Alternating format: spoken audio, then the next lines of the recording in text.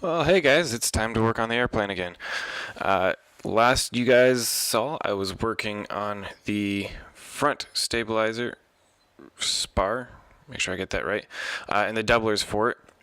You just saw me cleco that and put it away, and this is the rear spar for the stabilizer.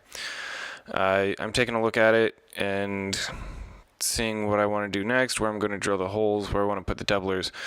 But what you see happening here is I'm looking at it, and the doublers don't seem to quite be fitting within the flanges of the spar. So you have some technical terms here. You have the web, which is the big flat middle part, and the flanges, which stick up on the sides. And the doublers don't quite fit within the bins of those flanges, so I went and got the fancy camera so I could get some good pictures to send to the factory and say, hey, this doesn't quite look right, and wait for an answer back from them. And then I put the rear spar for the stabilizer away and got the front spar back out, and I'm going to clean it up and get it ready for riveting. So what you'll see me do today is a lot of scrubbing. I use two different products to get it clean. First, I use a lot of a spray, a diluted version of Extreme Simple Green. It's designed for cleaning aluminum on vehicles and aircraft, and it's non-toxic, so it comes highly recommended, does a very good job. And then to balance out that non-toxicity, I use lots of acetone as well, just to keep a good balance of toxic stuff in the garage. Now the acetone really does a much better job of peeling off labels, adhesive, ink, that kind of stuff.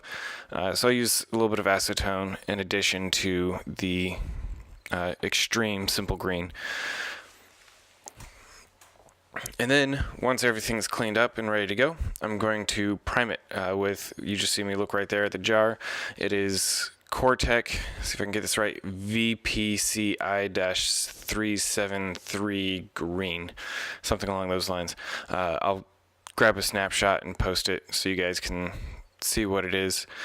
It's comes highly recommended as a primer slash anti-corrosive, so it will keep these parts from rusting and corroding away while I'm flying the plane, hopefully for years to come, because these parts are going to be inside the stabilizer. So during annual inspections and stuff, they'll still be looked at, but it's going to be hard to see, and especially the parts that you want to put anti-corrosive on the most is where metal is going to touch metal, because that's where the most corrosion is going to happen. That's where you're going to get a difference in electrical charge, which is going to, cause that rust to form.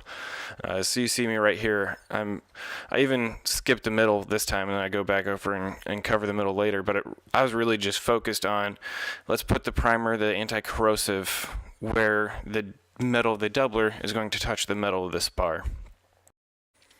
So once I'm done priming all these parts, I'll cleco them back together and stash them off to this side. So these parts need to be riveted together with A6 rivets, which is 3/16 inch rivets, which the factory didn't send me when they first sent me all the stuff. I only have A5 rivets and A4 rivets. So A6 rivets are on the way, so I'm just going to put this off to the side and start working on the rear spar, because I did get an answer from the factory about that, and rivet that later. Here's what it looks like once it's all done. Now I'm going to go work on the rear spar, and I should have that video up in a little bit because I got that work done on the same day, just breaking it up into two videos. So see you guys soon.